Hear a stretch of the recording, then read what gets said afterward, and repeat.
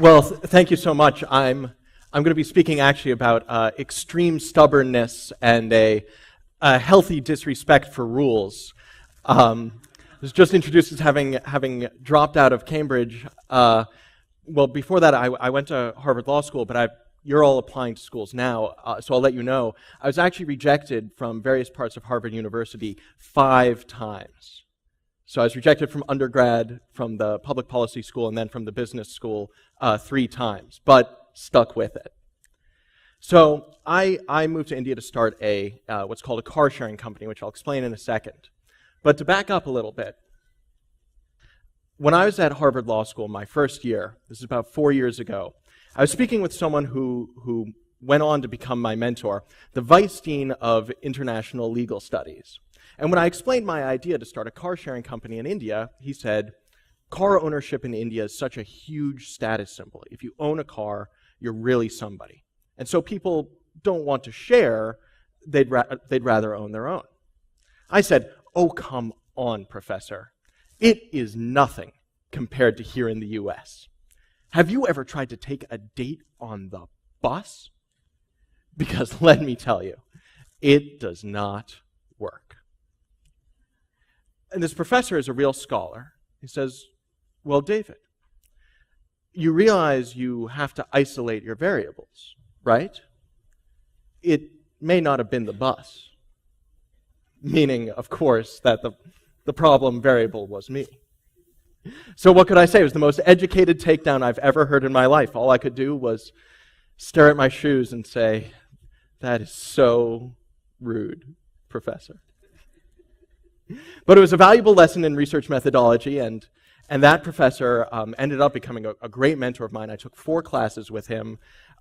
He's helped me through a lot of personal questions I had, and then actually 3.5 years later, he became a very small investor in my company and said, really, I want you to be able to use Harvard's name. I want you to be able to use my name. This isn't enough money to make a difference, but I want to help you in any way that I can. And that made a world of difference for me. So briefly about my company, we're the only self-drive car rental company in all of India. So car sharing, well, you have cars distributed throughout a city. Right now we have 100 cars in Bangalore at 13 locations. Here's our website. But within 6 months, we'll have 250 cars at 50 locations in Bangalore and then expand from there. I'm not talking about my business, but just to let you know where I'm coming from. And a few, I think, cool photos that our members have taken. Walk through quickly. Here's somebody drove from Bangalore to Ladakh, so it's pretty cool to see our cars in the Himalayas. We're the first car rental company in India to have a plug-in electric vehicle, the Mahindra Reva E2O. I'm particularly proud of that because one of the big reasons that I came here to India is to have an impact. And then, well, this is just a great photo. So, well, as I was introduced, I went to Cambridge Business School. This was actually my daily commute, not by boat, but biking there behind King's College in Cambridge. So I went to business school. I know that my goal was entrepreneurship, but entrepreneurship, it's like many worthwhile things, it's very difficult. It's a great struggle, and you don't know when an opportunity will come. So after Harvard, I went to Cambridge thinking it would help prepare me for entrepreneurship. But then some opportunities unexpectedly arose. We managed to raise a little bit of money, just enough, I was pretty crazy, just enough to have 7 cars run for 10 weeks. And then we would have to shut down operations. And so I was debating, should I take that opportunity or stay here in paradise? So so I went to the Cambridge Judge School of Business, named after Sir Paul Judge and Lady Barbara Judge, very generous benefactors to the school. And they hold a holiday party for all of the business students each year at their unbelievable London flat across the Thames River from Westminster Abbey. And so Frank Sinatra was playing, and my classmates were dancing. I danced with a few of my classmates. And then I went to Lady Barbara Judge, and said, "Excuse me, Lady Judge, would it be okay if I asked for this dance?"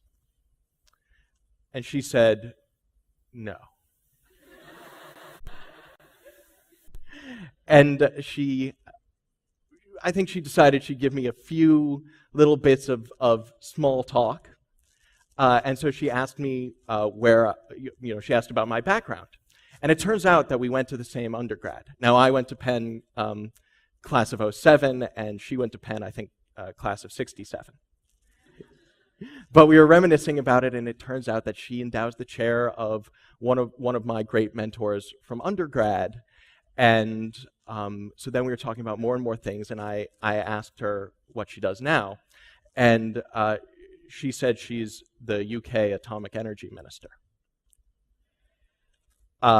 So this lady, and I mean lady in the most literal sense, that I had asked to dance, I now find out is one of the most powerful women in the UK. So I took a pretty deep swallow, but got to chatting with her. It turns out, this is a coincidence, but it turns out I'd written my undergrad thesis on nuclear power in China. So I got to chatting with her about nuclear power. And then she changed the conversation, and she asked, "Well, what are you doing after business school?" I said, "Oh, Lady Judge, this is, well, it's good timing. I actually wanted to, I'd like to get your advice because I'm debating a pretty tough decision right now. Should I stay here? I've got this full scholarship to Cambridge. It's an unbelievable opportunity, something I dreamt of my whole life. But I have another opportunity to do something else I dreamt of my whole life, which is to start a company that has a deep environmental social impact in the developing world. So what do you think? Should I drop out of the business school that's named after you and your husband?" And she said, "Absolutely. You have to do this."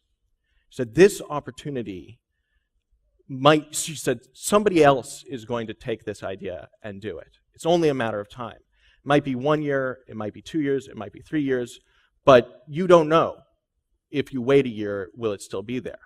So Cambridge has been there for 800 years, and it'll be there next year if you want to go back. So with that encouragement, I did make that shift, and Lady Judge ended up being one of our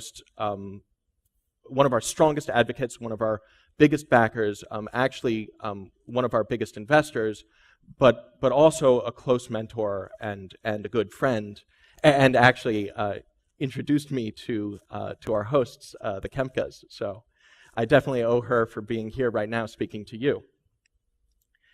So now to back up a little bit, as I said, this was about, disrespect for the rules. So to back up a little bit to when I was at Harvard Law School, I was a teaching assistant for Larry Summers.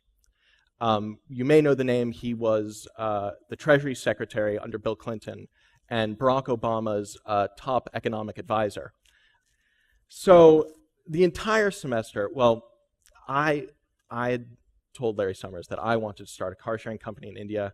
I thought it was $1 billion opportunity, and I thought, maybe I had a 5% chance of being able to capture that opportunity. And he told me it was more like a 2.5% chance. And the entire semester, he was saying, you're very smart, you're very ambitious, but come on, this is India. You're talking about doing a car rental company in India. I'm all, basically just constantly trashing the idea. So then my girlfriend, I don't have time to watch a lot of movies. Too busy. I was in law school, I was teaching and starting a company all at the same time. And my girlfriend was always saying, you should watch The Social Network. You work for Larry Summers. I said, I don't have time. I don't want to watch that movie. So finally one day, Robert Rubin, who was the CEO of Goldman Sachs and Treasury Secretary before Summers, came, and I got to have lunch with the two of them, which was pretty cool. And Rubin asked me what I was doing after law school. I said I was trying to start a company in India. And he got, the look on his face, I'd say, was a mix of confusion and pity. He said, why would anybody want to do that?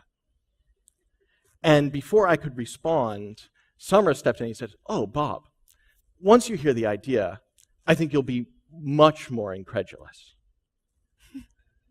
I couldn't believe that those two guys were insulting me, but after that, my girlfriend said, well, that's it. You are watching The Social Network right now.